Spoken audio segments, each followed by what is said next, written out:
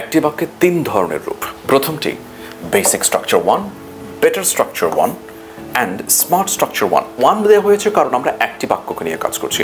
এরকম আরও তিনটি বাক্য নিয়ে কাজ করব, বাট আমরা দেখার চেষ্টা করবো আজকে প্যারেন্থেটিক্যাল অ্যাডভার্বিয়াল রুলসটা। বাট এটা আমরা এত গ্রামাটিক্যাল অ্যাসপেক্ট দেখার দরকার নেই, আপনি জাস্ট এই বাক্যটি দিয়ে আগে একবার তাকান। Simple, the team decided that the deadline should be extended and the decision was wise. Team decide করলো যে, সিদ্ধান্ত নিল যে that the deadline should be extended, এই ডেডলাইনটাকে বাড়ানো উচিত, and the decision was wise, এই ডিসিশনটা ওয়াইজ ছিল। সাধারণত আমরা এভাবে বাক্যগুলোকে লিখে থাকি, কারণ আমাদের বাক্যের মধ্যে ধরেন একটা ক্লজ, আরেকটি ক্লজ এখানে আছে, এরপরে অ্যান্ড দিয়ে আমরা সাধারণত পরে আরেকটা ক্লজ অ্যাড করাটা আমাদের খুবই ব্যক্তিগত মানে চয়েসের বিষয় বলে আমরা মনে করি এবং এটাই করে থাকি।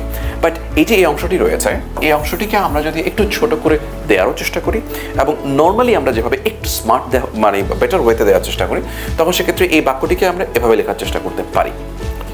জাস্ট পুরো বাক্যটার সামনে ওয়াইজলি, ওই ডিসিশনটা ওয়াইজ ছিল, কিন্তু ওয়াইজলি মানে এইটা সিদ্ধান্তটা যেভাবে ওয়াইজলি নেওয়া হয়েছে, সেই ওয়াইজলি দ্য বিজ্ঞতার সাথে the team decided that the deadline should be extended. So আমরা এভাবে কিন্তু বাক্যটা খুব কঠিন নয় এ বাক্যের এই রূপে দেখলে। আমরা এখানে কি করলাম, এই টিম একটা ডিসাইড করেছে যে এই ডেডলাইন শুড বি এক্সটেন্ডেড। এবার আসুন এটাকে যদি স্মার্ট ওয়েতে আমরা দেওয়ার চেষ্টা করি, এই 1 নম্বর বাক্যটিকে, এটাকে আমরা কীভাবে লিখতে পারতাম? দ্য টিম ডিসাইডেড, এখানে একটা কমা, এখানে একটা কমা, এই জিনিসটাকে আমরা তখন এখানে নিয়ে আসলাম মাঝখানে। ডিসাইডেড দ্যাটের ঠিক আগে wisely that the deadline should be extended. আপনি এই বাক্যটার দিকে তাকান, এটার দিকে তাকান, এটার দিকে তাকান, আপনি দেখবেন কেন আমরা এটাকে বেসিক বলেছি, কেন আমরা এটাকে বেটার বলেছি এবং কেন এটাকে আমরা স্মার্ট বলেছি। আচ্ছা, এটাকে আমরা দেখলাম। এটা দেখার পর আমরা দ্বিতীয় যে স্ট্রাকচারটা রয়েছে, 2 নম্বর যে বাক্যটি আছে সেটা দেখার চেষ্টা করবো। Let's go. The company claim করেছিল বা করলো, অসুবিধা নেই, that its profit would double this year. তারা ক্লেম করলো যে এই এদের যে প্রফিটটা আছে এই বছরে ডাবল হবে, and they said it confidently. তারা এটাকে কনফিডেন্টলি বলেছিল। এখন ওরা যে এই বলার ব্যাপারটা যেটা করেছে সেটাই কিন্তু ওরা ক্লেম করার বিষয়টাকেও একইভাবে করেছে। এই কারণে পুরো ব্যাপারটাকে আমরা খুব সহজে যদি এই কনফিডেন্টলিকে আমরা অ্যাডভার্বিয়াল হিসেবে দিতে চাই, বেটার স্ট্রাকচার হিসেবে আমরা এটাকে অ্যাটলিস্ট এই বাক্য থেকে বাক্যটি বেটার। এখন কথা হচ্ছে একটা বাক্যকে অন্য একটা বাক্যের চেয়ে আপনি বেটার কীভাবে বলতে পারেন, কথা নেই বার্তা নেই হঠাৎ করে। আপনি খুব সহজে একটা বুদ্ধি আপনাদেরকে দেই, খুবই সিম্পল। ক্লজের তুলনায় যদি সেটা আপনি ফ্রেজ বানিয়ে দেন, সেটা ক্লজের তুলনায় বেটার বাক্য। কোনো একটি বাক্যের কোনো অংশে ক্লজে আছে, আপনি সেটাকে ফ্রেজ বানিয়ে দিলেন, বেটার ওয়েতে আছে, সেটি সংক্ষিপ্ত হয়েছে। যে কোনো কথা আপনি বড় করে না বলার চেয়ে সংক্ষিপ্ত করে বললেই সেটি সুন্দর, স্মার্ট, বেটার। এরকম আরও অনেক সেন্স আপনি আমাদের যেই রাইটিংয়ের যে আমাদের যে প্লে লিস্টটা আছে, আমাদের ইউটিউব চ্যানেল, বিশেষ করে পেজে তারা করা যায় না, ইউটিউব চ্যানেলে আমাদের প্লে লিস্ট করা আছে। রাইটিংয়ের যে প্লে লিস্টটা আছে আপনি দেখতে পারলে আপনি বুঝবেন যে আমরা কত রকমভাবে সেন্টেন্সগুলো নিয়ে আমরা কাজ করি। আসুন, কনফিডেন্টলি কথা আমি শেষ করলাম। দ্য কোম্পানি ক্লেইমড দ্যাট, তো আমরা কনফিডেন্টলি ওয়ার্ডটাকে সামনে নিয়ে আসছি এবং এটা বেটার স্ট্রাকচার বলেছি আমরা। স্মার্ট স্ট্রাকচার বলতে আমরা যেটাকে বলেছি, দ্য কোম্পানি ক্লেইমড কনফিডেন্টলি, দেখুন দুপাশে দুটো কমা দিয়ে এটাকে মাঝখানে ঢুকানোর পর বাক্যটার চেহারাটাই অন্যরকম হয়ে গেছে। That it's a profit would double this year, double হবে। আচ্ছা, উড বি ডাবল বারবার আসছে, আমার মিনিংটা সেমই হতো, উড ডাবল বলে ডাবলটা এখানে ভার্ব ফর্মে আসছে। আচ্ছা, যাই হোক, সো এটা আগেরটির মতোই বেটার। এখন আরেকটি বাক্য যেটা দেখার চেষ্টা করি সেম স্ট্রাকচারে, বাট এবার একটু অন্যরকম, কারণ আমরা এই বাক্যটা সোর্স কোথায় পেয়েছি সেটা আপনি বোঝার চেষ্টা করবো। আমরা এই বাক্যটি ঠিক এই 3টা বাক্য আমি একসাথে আপনাদেরকে দেখাচ্ছি, এবার লক্ষ্য করে দেখুন। বেসিক বাক্য আমরা যদি আমরা এভাবে দেখে অভ্যস্ত এসব বাক্য।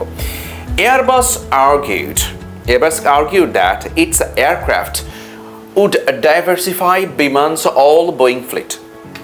এয়ারবাস আর্গিউ করলো যে এইটির এয়ারক্রাফটটি, মানে এয়ারবাসের এয়ারক্রাফট উড ডাইভার্সিফাই, বৈচিত্র্য নিয়ে আসবে বিমানের অল বোয়িং ফ্লিট, তাদের সকল বিমানের সব বিমানগুলি হচ্ছে বোয়িং, এবং এটাকে মধ্যে সে ডাইভার্সিটি নিয়ে আসবে। And the argument is reasonable, এবং এটি রিজনেবল একটা আর্গুমেন্ট, ভালো কথা, বৈচিত্র্যময়তা আনবে, এয়ারবাস আর্গুই করেছিল।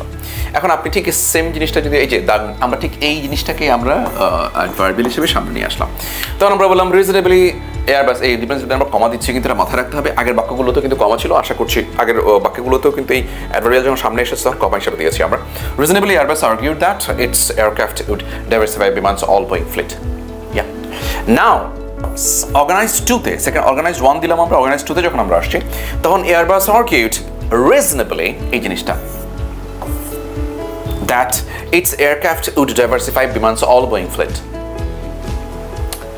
এটা আপনি যদি দেখেন এই তিনটা বাক্যের মধ্যে এই বাক্যটা যে মানে অন্য লেভেলের একটা বাক্য সেটা শুধুমাত্র এই ছোট ডিফারেন্সটার মধ্যেই বোঝা যায় আর কথা হচ্ছে আপনি এটা নিয়ে এত কেন উত্তেজিত হচ্ছি আমরা এবার এটা তো অর্গানাইজড বলে আমরা এটাকে এবার স্মার্ট বলছি স্মার্ট বলে এটাকে ধারণ করার চেষ্টা করছি ওয়াই ইজ দ্যাট কারণ হচ্ছে আমাদের এই যে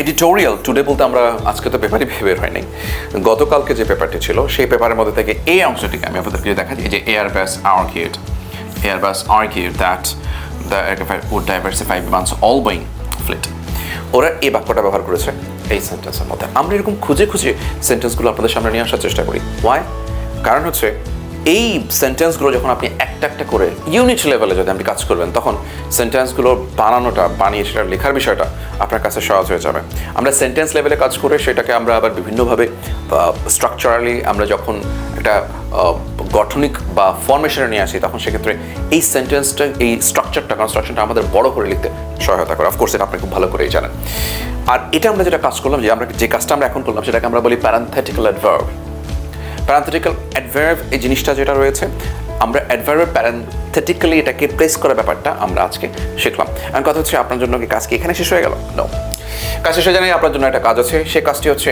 এইটা স্ক্রিনশট নিয়ে নিন অথবা দেখুন সেন্টেন্সটি আপনি অর্গানাইজড ওয়ান আমরা যেভাবে অর্গানাইজড ওয়ান ঠিক করেছি অর্গানাইজড টু দুটো সেন্টেন্স আমরা দেওয়ার চেষ্টা করছি আপনি সেটা করবেন আপনার জন্য হোমওয়ার্ক মানে হচ্ছে practice so the diplomat suggested that a ceasefire was the only way forward and the suggestion was realistic আপনি জানেন এই যে সাজেশন ওয়াজ রিয়েলিস্টিক এই জিনিসটাকে আমরা অ্যাডভার্ব বানাতে হবে অ্যাডভার্ব বানাতে গেলে রিয়েলিস্টিক্যালি করতে হবে বাকিটা আপনি অর্গানাইজ ওয়ান অর্গানাইজ টুতে খুব সুন্দর করে আমাদের কমেন্ট সেকশনে কমেন্ট করবেন আমরা আপনার কমেন্টের জন্য ওয়েট করব কমেন্ট দেখার পর আপনাদের সঙ্গে আমরা কমিউনিকেট করব কমিউনিকেশন প্র্যাকটিস এসব জিনিস আপনাকে অন্য সবার চেয়ে এগিয়ে নিয়ে যাবে কারণ হচ্ছে আপনি অভ্যস্ততার মধ্যে পড়ে যাবেন এই ধরনের সেন্টেন্সগুলো লেখার জন্য এবং অন্য সবাই সেভাবে লিখে না আপনি সেভাবে লিখতে যাচ্ছেন so you will be one of the best এখন আপনি যদি সামহাও ওই যে আমরা এই কথাগুলো বলতেই হয় সেটা হচ্ছে যে নিউজ পেপার অ্যানালাইসিস কোর্স একটা আছে আমাদের সেটাতে আপনি যুক্ত হতে পারেন এই ধরনের অ্যানালাইসিস আমরা করে থাকি